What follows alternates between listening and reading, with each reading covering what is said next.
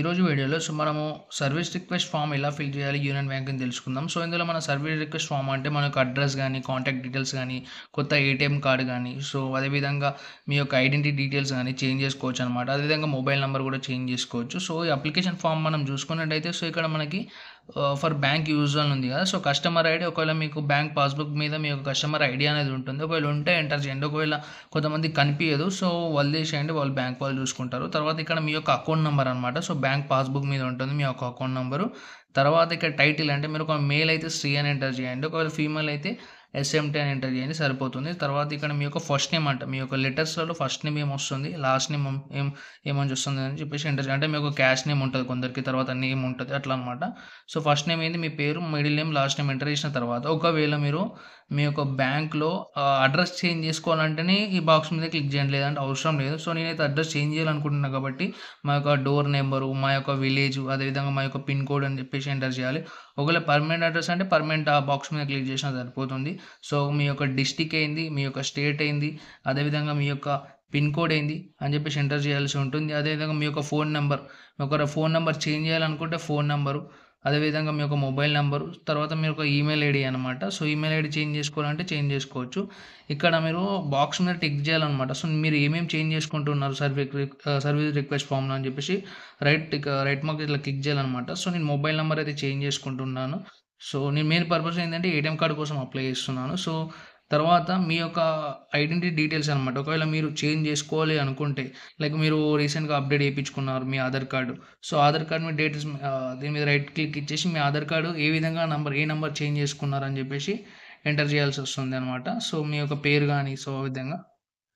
తర్వాత ఇక్కడ వచ్చేసి మనకి ఇష్యూయన్స్ సర్టిఫికేట్ అనమాట.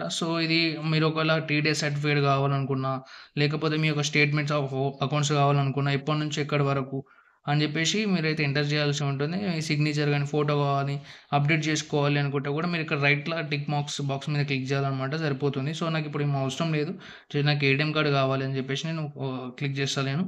తర్వాత ఇక్కడ మీకు ఆల్టర్నేట్ ఛానల్స్ అని చూపిస్తున్నాయి కదా. ఇక్కడ మీరు ఏటీఎం కార్డు కోసం అప్లై చేసుకున్నట్టయితే ఏటీఎం ఆర్ డెబిట్ కార్డ్ మీద క్లిక్ చేయండి.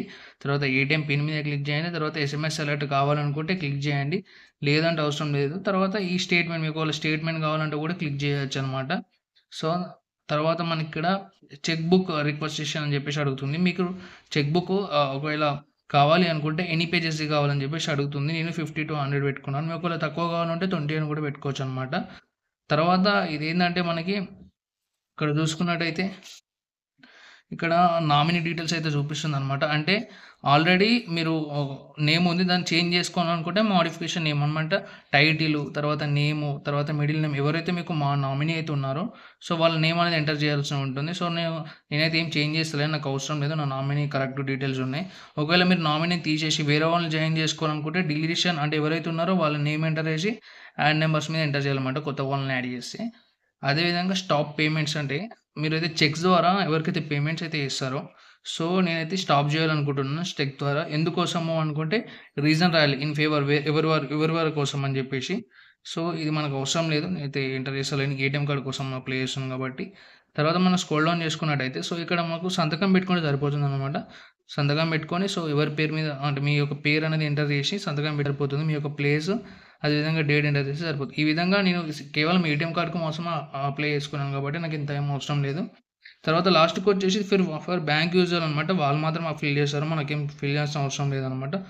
ఈ విధంగా మనమైతే యూనియన్ బ్యాంక్లో ఏటీఎం కార్డు కోసం అయితే ఈ విధంగా అయితే ఫిల్ చేయొచ్చు. ఒకవేళ మీరు ఇవన్నీ ఏమైనా చేంజ్ చేసుకోవాలనుకుంటే రైట్ బాక్స్ మీద క్లిక్ చేసి మీరు ఏం చేంజ్ చేసుకోవాలనుకుంటున్నారో ఎంటర్ చేస్తే సరిపోతుంది అనమాట. ఈ విధంగా మనమైతే ఎస్బీఐకి యూనియన్ బ్యాంక్కి సంబంధించిన ఏటీఎం కార్డ్ ఫిల్అప్ ఎలా చేయాలో చూసుకుందాం. మా వీడియో కనుక మీకు నచ్చినట్లయితే లైక్ చేయండి, సబ్స్క్రైబ్ చేయండి.